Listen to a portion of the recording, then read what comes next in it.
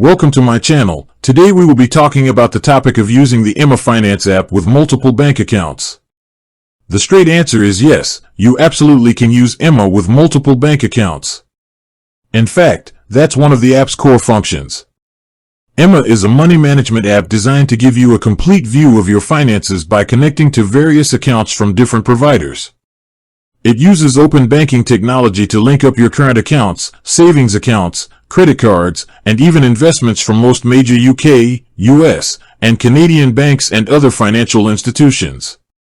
Once linked, Emma pulls all this information together into one centralized dashboard. This allows you to track your spending, manage your budgets, and monitor your total net worth across all your accounts without having to log into each one separately. However, there's a key detail to be aware of. The number of banks you can connect depends on your plan.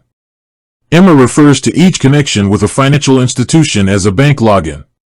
The free version of Emma typically allows you to connect a limited number of bank logins, often two. If you have more accounts or cards spread across several different institutions that you want to track, you would likely need to upgrade to a paid subscription plan, such as Emma Plus, Pro, or Ultimate. These paid tiers increase or completely remove the limit on the number of bank logins you can use, giving you unlimited connections on the highest tiers. So, while the app is built to handle multiple bank accounts, whether you need a paid subscription depends on how many different banks or institutions you have accounts with. With that being said, thank you for watching.